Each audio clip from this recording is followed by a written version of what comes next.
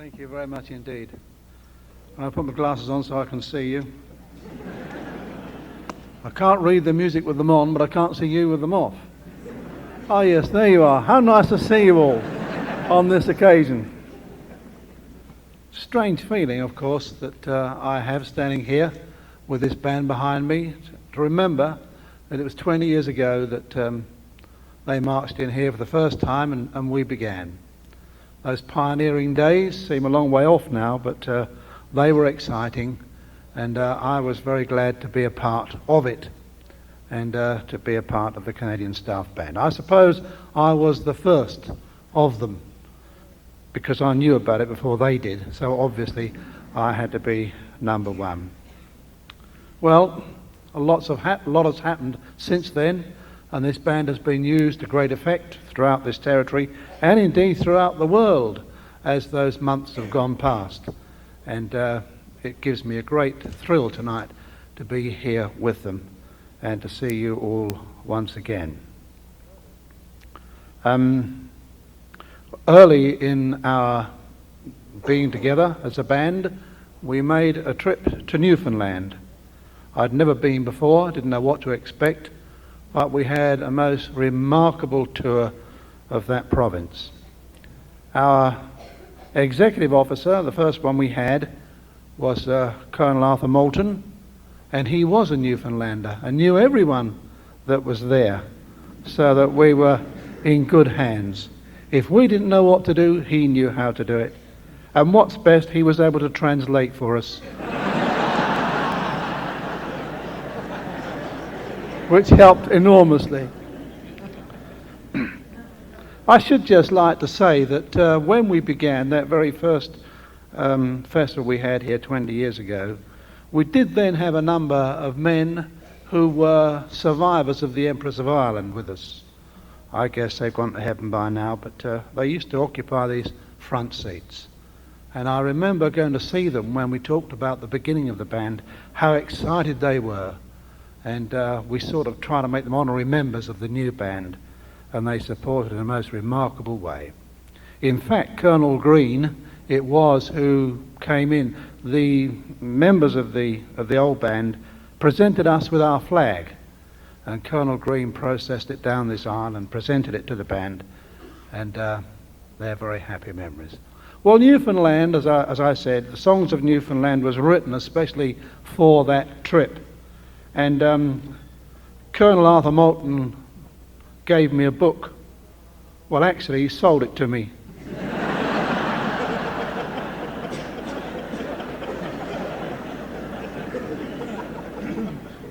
75 cents he charged for it. And it was a collection of Newfoundland songs. And I looked through it and found some excellent tunes, lovely.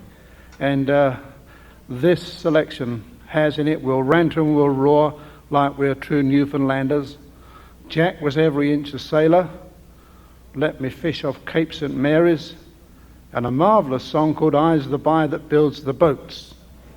Did you understand that, Commissioner Pitcher? That's all right, eh?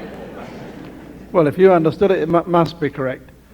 So we'd like to play for you this evening this selection, as I said, written for that tour of Newfoundland. Or I should just say that when we got to the Ode, we did this in a place called the Arts and Culture Centre. And when we got to the Ode, to my great amazement, everyone stood up. And I heard all this clatter going on, because I got my back to the audience. I heard all this clatter, and then sort of half out of one eye managed to see that it all stood up. And there was hardly a dry eye there as we played the Ode to Newfoundland. So here it is then, Songs of Newfoundland.